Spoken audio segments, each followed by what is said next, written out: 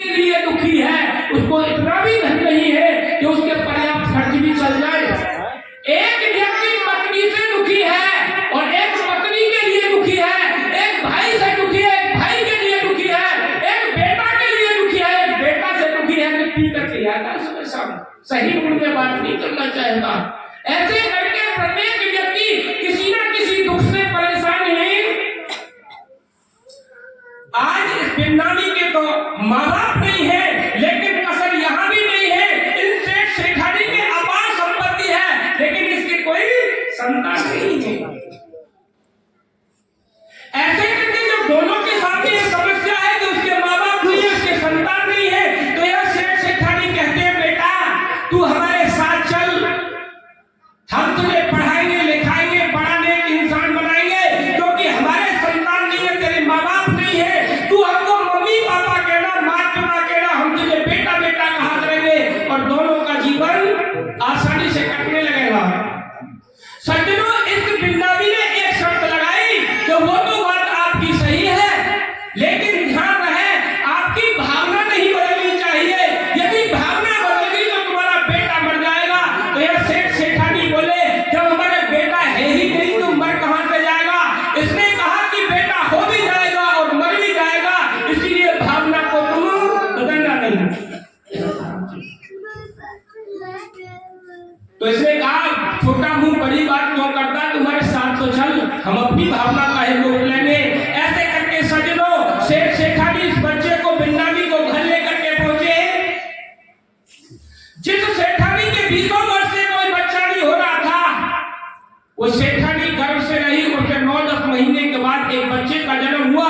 बड़ी खुशी मनाई गई और कृष्णदेव मुनि जी को आमंत्रित किया गया कि स्वामी जी हम अपने बच्चे का नामकरण संस्कार कराना चाहते हैं, कौन सी तिथि में कराएं, कौन सी तारीख में कराएं। तो यहाँ कृष्णदेव मुनि जी ने कहा कि जब ये बच्चा 5 वर्ष का हो जाए, खाने पीने लायक हो जाए, दूसरों के पास जाकर के आशीर्वाद लेने लायक हो जाए, तो आज से 5 साल बाद इसका नामकरण संस्कार कराना।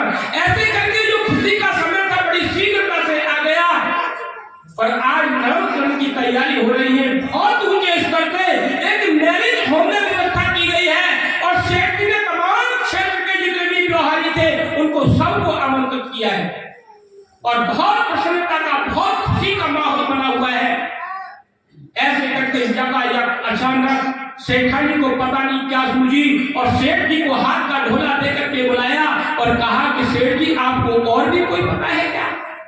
इसने कहा कि कोई व्यवस्था में कमी रह गई है क्या, कि व्यवस्था में कमी नहीं रह गई है। जिस बच्चे को हम सड़क के किनारे से पकड़ लाए थे बिन्नानी को, वो हमारे बेटे की आधी संपत्ति का मालिक हो जाएगा, क्योंकि आज क्षेत्र की तमाम समाज इकट्ठी होगी। तो क्या करूं कि करोगे क्या, उस बुद्धि से काम लो जिस बुद्धि से पीतल की परात को सोने में बेच देते हो। सेठ जी ने बिन्नानी को इशारा देकर के बुलाया, बिन्नानी आया, कहो पिताजी कि कहना क्या है।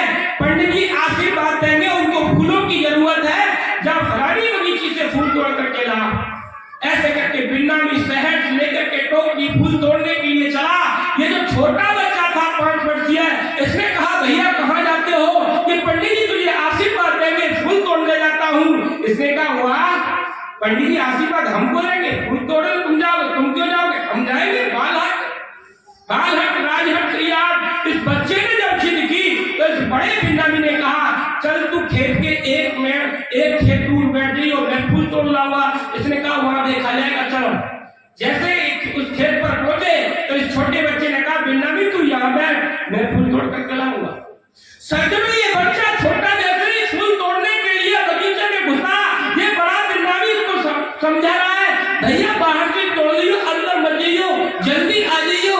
ऐसे करके ये छोटा बच्चा जैसे ही फूल तोड़ने के लिए बगीचे में घुसा कि गोली चली और धाम गोली से उस बच्चे का ढेर कर दिया। जब बच्चे का ढेर कर दिया ये बिन्नानी भागा, अरे मेरे भाई को किसने मार दिया रे, हमारी तो किसी से कोई लड़ाई दुश्मनी नहीं थी, हमारा तो किसी से झगड़ा नहीं था। ये बिल्ला करता हुआ, रोता हुआ, रुधन करता हुआ, पछाड़ खाता हुआ घर की तरफ चला और जब घर की तरफ चला, घर की सीढ़ियों पर चढ़ ही रहा था कि अचानक जो सेठानी के पेट की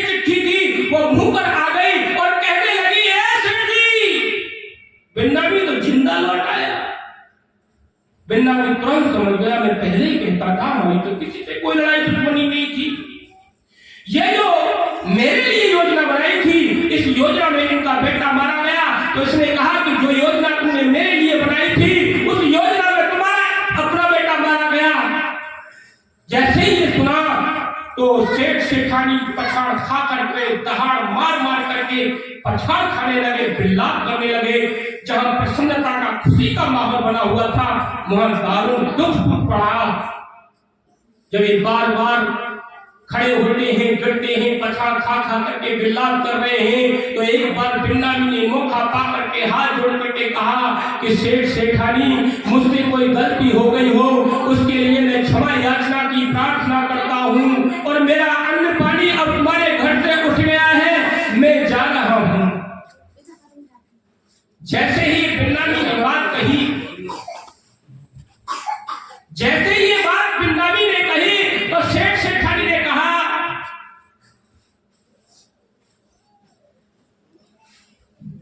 बिन्नामी तेरे आने से आई बाहर और तेरे जाने से बाहर चली जाएगी, अरे हम तेरे बिना कहां जाएंगे।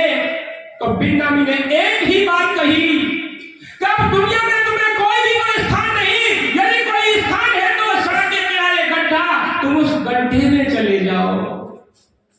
तो मेरा कहने का जो निवेदन है वो ये है कि हम रोजाना प्रार्थना कर रहे हैं कि पूजनीय प्रभु हमारे भाग उज्जवल कीजिए, छोड़ देंगे छल कपट को, मानसिक बल दीजिए। हम रोजाना प्रार्थना करते हैं, छल कपट से, पाखंड, झूठ, अन्याय से निश्चित दूर रहे, जीवन हो शुद्ध सरल, अपना सुख प्रेम सुधारस वर्षा में। हे प्रभु आनंद दाता, ज्ञान हमको दीजिए और शीघ्र सारे दुर्गुणों को दूर हमसे कीजिए। तो यहाँ मैं निवेदन करना चाहता हूँ, जो हम प्रार्थना करते हैं, जो प्रार्थना करते हैं उस प्रार्थना को हम अपने जीवन में भी अपनाएं, क्योंकि कहा एम डिपेंड अपॉन द हैवी। जिस भावना से जो काम किया जाता है, जैसी वही भावना जाकी, जिसकी जैसी भावना होती